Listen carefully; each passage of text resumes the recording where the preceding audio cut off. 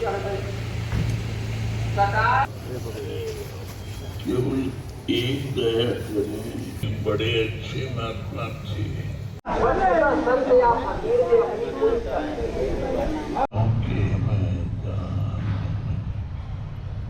यदि शिष्य अपने पूर्वाग्रह बचाकर रखता है। आवे की विभूति कुछ गर्म थी।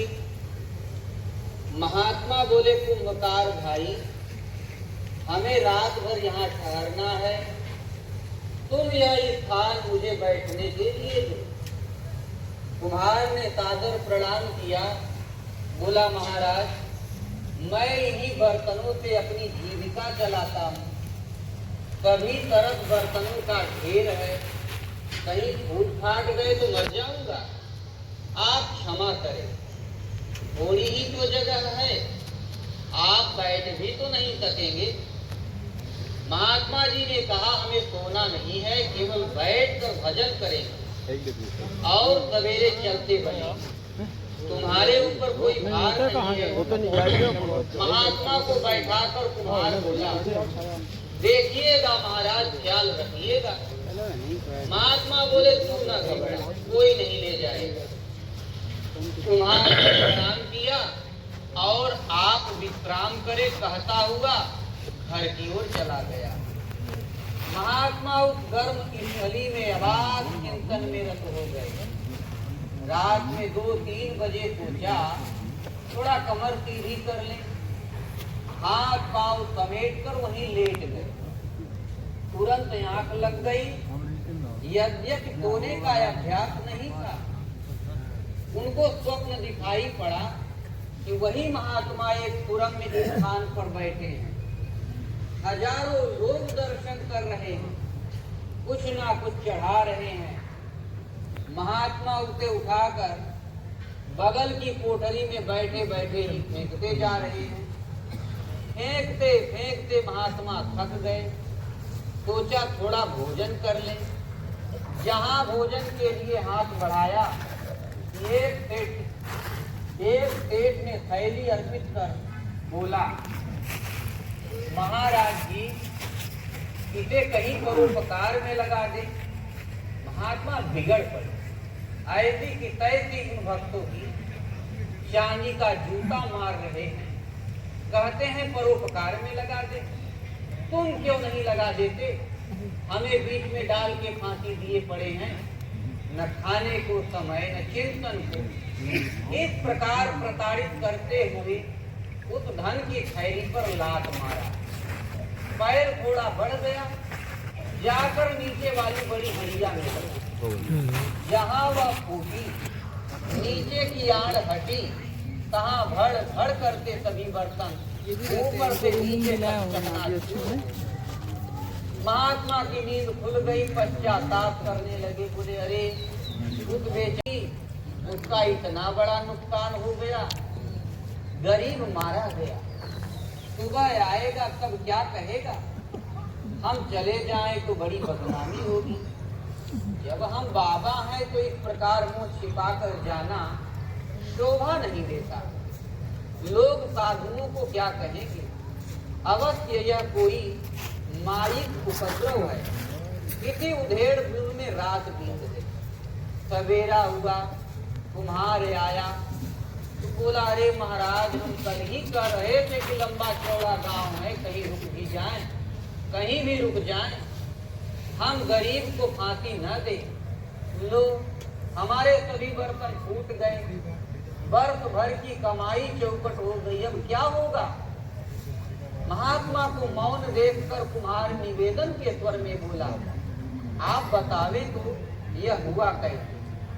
महात्मा ने स्वप्न की घटना ज्यों की त्यों सुना दी और बताया कि किस प्रकार पांव चला गया था। कुम्हार ने सोचा, महात्माओं के स्वप्न व्यर्थ नहीं जाते। लगता है कि ये सिद्ध कोटि के महात्मा हैं। पुण्यवान भक्तों की भीड़ यहाँ अवश्य होगी। लक्ष्मी भगवत स्वरूप की सेवा करना चाहती हैं। न हो तो इनको यहीं रोक लूं, कदाचित हमारी भी कमी पूरी हो जाए। और इनकी सेवा करने का सौभाग्य भी मिले। जो चढ़ेगा मैं ले लूंगा, ऐसा निश्चय कर बोला।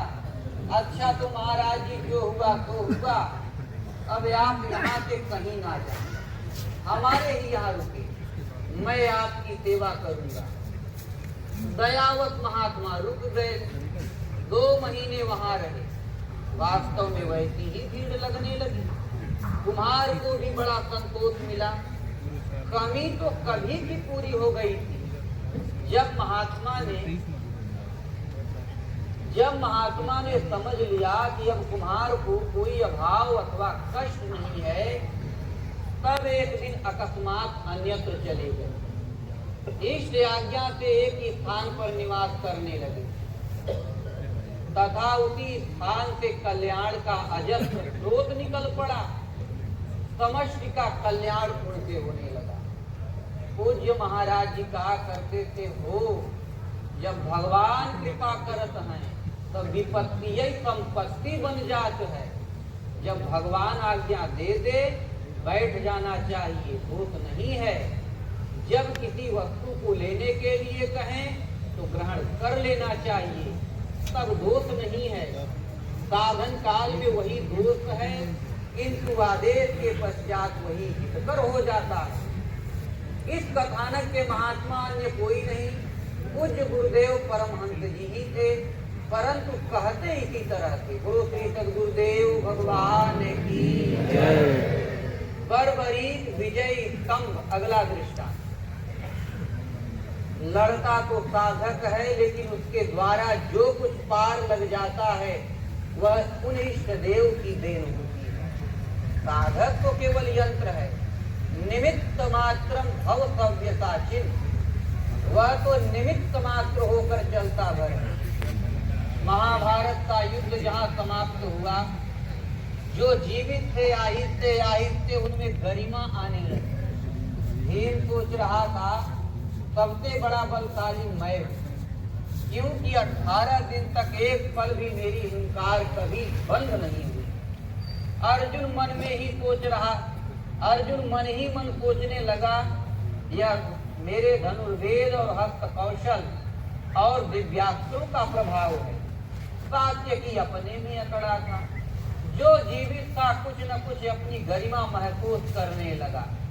तब भगवान श्री कृष्ण ने कहा, देखो तुम लोग व्यर्थ आपस में निर्णय ढूंढते हो। चलो एक व्यक्ति ऐसा है जिसने युद्ध को भली प्रकार देखा है, चलो उससे पूछ लिया जाए कि कौन सर्वोपरि शूरवीर है। पहुंच गए विजय स्तंभ के पास। विजय स्तंभ उससे पूछ लिया जाए कि कौन सर्वोपरि शूरवीर है। पहुंच गए विजय स्तंभ के पास। विजय स्तंभ के ऊपर बर्बरीक का सिर रखा हुआ था। वह घटोत्कच का लड़का भीम का पौत्र था। श्री कृष्ण ने उस सिर से पूछा, क्यों तुमने युद्ध देखा? वह बोला, हाँ भगवान। श्री कृष्ण बोले, बता सकते हो इन योद्धाओं में सबसे बड़ा शूरवीर कौन है? बर्बरीक ने कहा, कोई नहीं। अस्त्र शस्त्रों का नाम चाहे दिव्यास्त्र रहा हो चाहे ब्रह्मास्त्र, उसके आगे आगे एक अदृश्य शक्ति चलती थी, वह संहार कर देती थी। पीछे निर्जीव पर शस्त्र गिरा करते थे। तो यह युद्ध अदृश्य शक्ति ने जीता है और किसी का कोई पराक्रम नहीं। अर्जुन तो तुरंत मान गया, क्योंकि अर्जुन पहले 1-2 बार पटकनी खा चुका था, कर्ण वध में और जयद्रथ वध में। 2-1 धक्के अर्जुन को मिल चुके थे। उसको एहसास हो चुका था कि मैं तो यंत्र हूँ, करता धरता तो प्रभु स्वयं है। वह तो तुरंत संतुष्ट हो गया, किंतु भीम नहीं माना। भीम ने सोचा कि पौत्र ने मेरे पराक्रम को ठीक से नहीं देखा। तुरंत जरा छाती फुलाकर भुजाएं ऐंठते हुए गदा लेकर सामने से जरा पैंतरे से निकला, ताकि भर निगाह देख तो ले। बर्बरीक शूरवीर था, अब दादा श्री ही क्यों न हो, अकड़ सहन नहीं कर सकता था। तुरंत बोला, यह हमारे दादा भीम जी, यह हमारे दादाजी भीम, यह तो गदा लेकर व्यर्थ में ही हूँ करते थे। इनकी गदा के आगे एक अदृश्य शक्ति चलती थी, वह संहार कर देती थी हाथियों का, और उन लाशों पर इनकी गदा गिरा करती थी। मैं प्रत्यक्ष देख रहा था। भीम ने सोचा, वो बड़ों का सम्मान करना भी नहीं आता कि बड़ों को कैसे संबोधित किया जाता है, और मेरे पुरुषार्थ की खिल्ली उड़ा रहा है। घुमाकर एक गदा मार दिया तो खोपड़ी हो गई चटनी। तब भगवान श्री कृष्ण बिगड़े, भीम तुमने यह क्या कर दिया? युद्ध का परिणाम जानने के लिए मैंने इसको इस दशा में रखा था, अब परिणाम जान लिया, अब मैं इसको जीवित करने वाला था।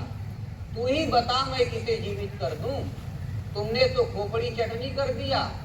तब भीम भी बहुत रोया, बहुत पश्चाताप किया, क्योंकि पौत्र तो उसी का था। तो बिना विचारे जो करे तो पाछे पछताए, काम बिगाड़े अपना जग में होत हंसाए।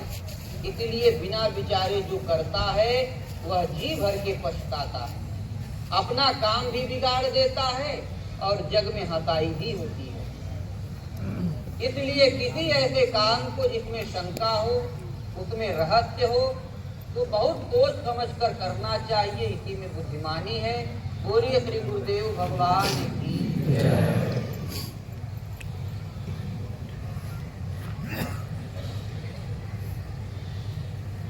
विद्वान शिष्य, अगला दृष्टांत।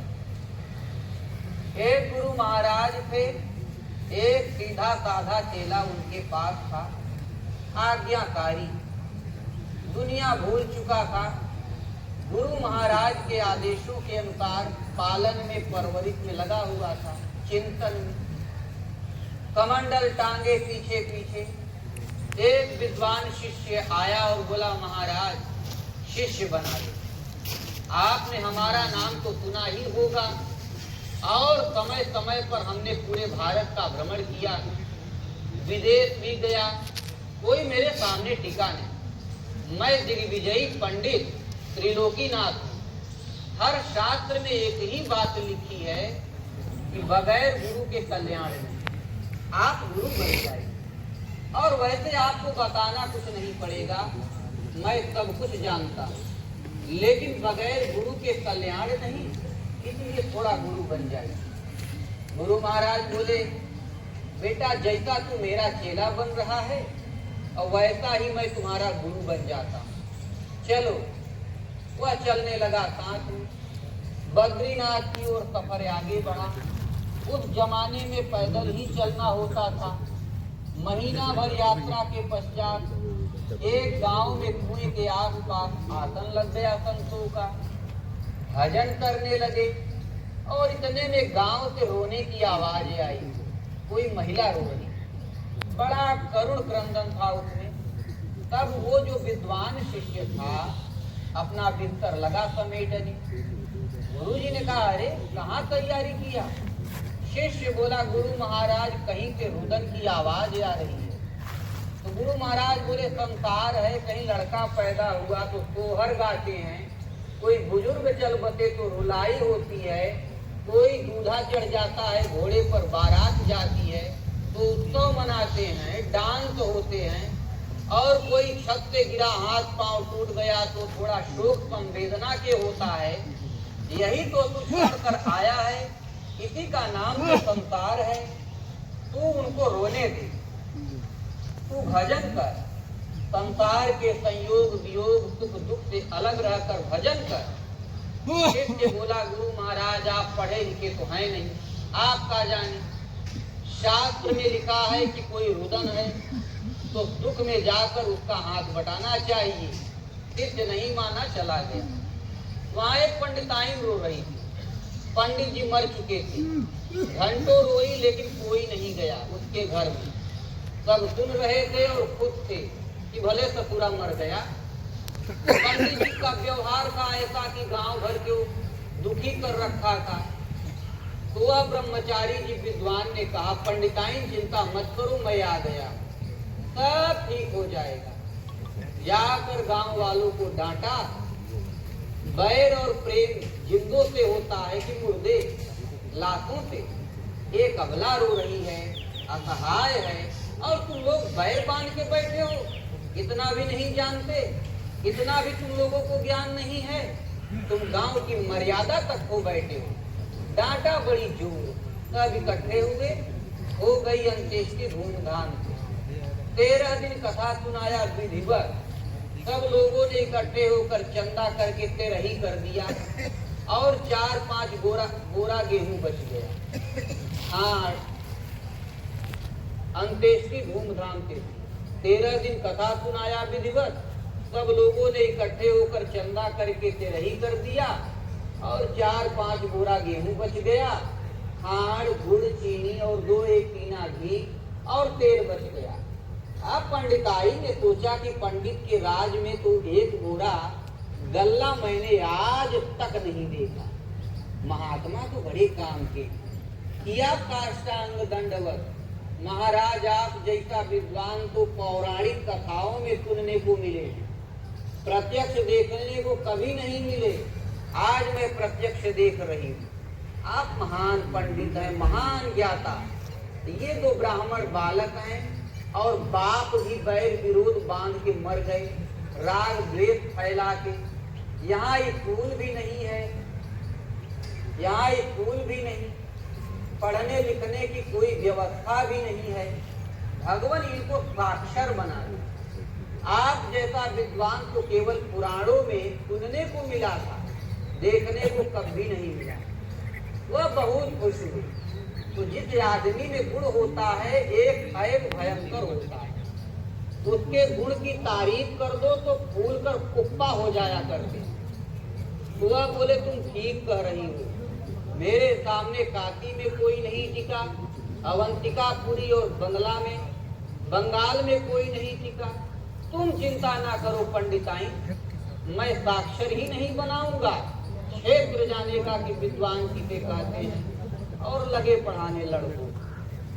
13 तक तो गुरु महाराज ने उसकी प्रतीक्षा किया, फिर चले गए दूसरे चेला को लेकर बद्रीनाथ। साल भर के बाद जब लौटे, उसकी पुणे पर आसन लगाया, तो गुरु महाराज ने सोचा, यार यही छोड़ के गए थे, आखिर हुआ क्या उसका। और उधर एक घटना घट गई। वो लड़के थे छोटे ही छोटे, 6, 7, 8 साल के, अंदर के थे दोनों। तो बोले, गुरु की सेवा करनी चाहिए, आज्ञा पालन करना चाहिए, चरण दबाना चाहिए। दोपहर में लेट जाया करे और लड़के लोग चरण दबाया करे। लड़कों ने चरण बांट लिया कि ये तुम्हारे गुरु बाबा और ये हमारे गुरु बाबा। नींद के झोंके में जो एक पांव दूसरे पांव से छू जाए तो वह हमारे मुक्का। बोले, बड़े सुंदर हैं तुम्हारे गुरु महाराज, जो हमारे गुरु महाराज को लात से मार रहे हैं। कभी वो मुक्का मारे, कभी वो मारे। एक दिन छोटका बहुत तैस में आ गया। बोला, आज तुम्हारे गुरु बाबा को मैं काट डालूंगा।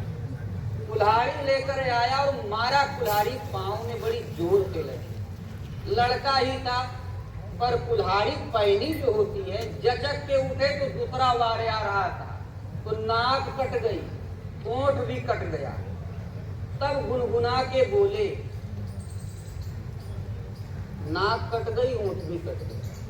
तब गुनगुना के बोले, पंडिताइन पंडिताइन, तुम्हारे लड़के उदंड गंवार जंगली मेरी नाक काट दिया। तब पंडिताइन बोली, महाराज, बरस भर से हमें तो मालूम ही नहीं कि हमारे लड़के हैं, मैं तो भूल गई थी, हमने तो आपको सौंप दिया। विश्व के सर्वोपरि विद्वान यार, एक तो लड़कों को कुल्हाड़ी चलाने लायक बना दिया, उदंड बना दियो, और ऊपर से कहते हो पंडिताइन तुहार लड़का। तो झाड़ू वहू दिया। अरे काम पड़े कुछ और है, काम करे कुछ और। मुझे वर्ष भर से नहीं मालूम कि मेरे लड़के कहाँ हैं। मैं तो आपको सौंप के निश्चिंत हो गई थी। सर्वोपरि ब्राह्मण बनाते बनाते इनको कुल्हाड़ी चलाने लायक बना दिया। ऊपर से कहते हो पंडिताइन तुहार लड़का जंगली गंवार उदंड। इतने में सुनाई पड़ा कि कुएं पर 2-1 संत आए। तो सोचा कहीं गुरु महाराज ना। गया, देखा तो गुरु महाराज ही थे। बोला, अरे गुरु महाराज, हमारा तो नाक कट गया। तो गुरु बाबा बोले, वही वेद में ढूंढ ले, तू तो पढ़ा लिखा है ना। मारा 4 डंडा ऊपर से और बोले साले हरामी, 1000 बार कहा कि भजन कर तो कहता है मैं सब जानता हूँ, और जान ले। तो ये किताबी ज्ञान कभी काम नहीं आता। मेरा गाया गाएगा तो 3 लोक भरमाएगा, मेरा गाया गूंथेगा तो वो 3 लोक तर जाएगा। महापुरुषों ने जो बोल दिया है उसको रट कर जो केवल गाता फिरता रहता है वह 3 लोक सत रजतम इन्हीं में भ्रमित हो जाता है। और जो महापुरुषों के निर्देशों को अपने जीवन में उतार लेता है, आचरण में ढाल लेता है, वह एक दिन इन 3 लोकों के उपराम हो जाता है, भ्रमित नहीं होता। बोलिए श्री सद्गुरुदेव भगवान की। क्या आप हमारा बोल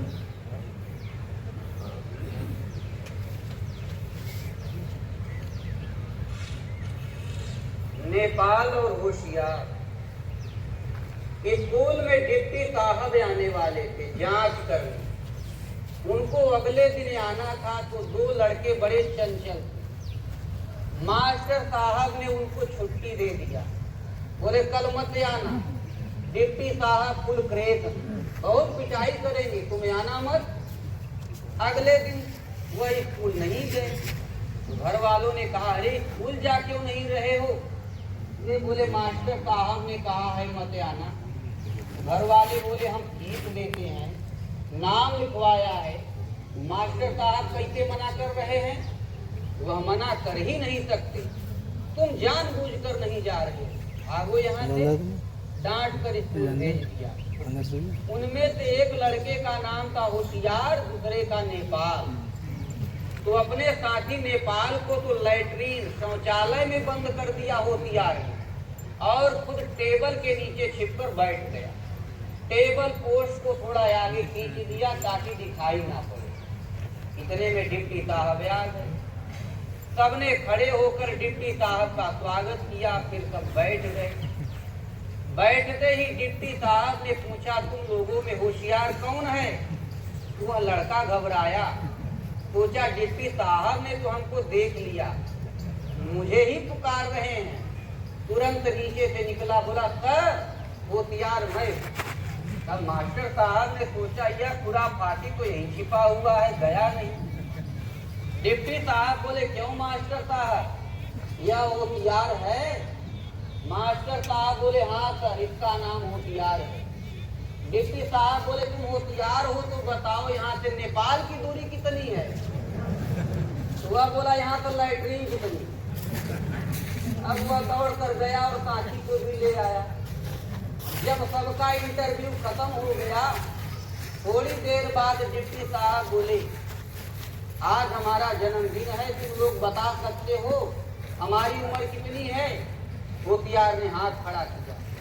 डिप्टी साहब ने पूछा बताओ कितनी उम्र है? वह बोला सर 36 साल। डिप्टी साहब बोले अरे बिल्कुल सही, पर तुमने जाना कैसे? तो वह बोला कल ही मास्टर साहब ने बता दिया था। डिप्टी साहब बोले क्या बता दिया था? वह बोला मास्टर साहब ने बताया था कि डिप्टी साहब फुल क्रेक हैं, बहुत पिटाई करेंगे। और हमार एक भाई 18 साल का है, वह हाफ क्रेक है। तो हमने सोचा 18 गुना 36, आप 36 के जरूर होंगे। डिप्टी साहब बहुत खुश हुए, बोले यह लड़के बदमाश नहीं है, बुद्धि आगे आगे काम कर रही है, इनको मौका दो पढ़ने का। उन दोनों को अवसर मिला तो एक जज हो गया और एक साइंटिस्ट हो गया। तो वास्तव में व्यक्ति के अंदर की जो प्रतिभा होती है वह किसी से अपेक्षित नहीं होती। कोई भी बाधा प्रतिभा को आगे बढ़ने से नहीं रोक सकती। जरूरत है तो केवल प्रतिभाओं को मौका देने की है। ओम श्री सद्गुरुदेव भगवान की जय।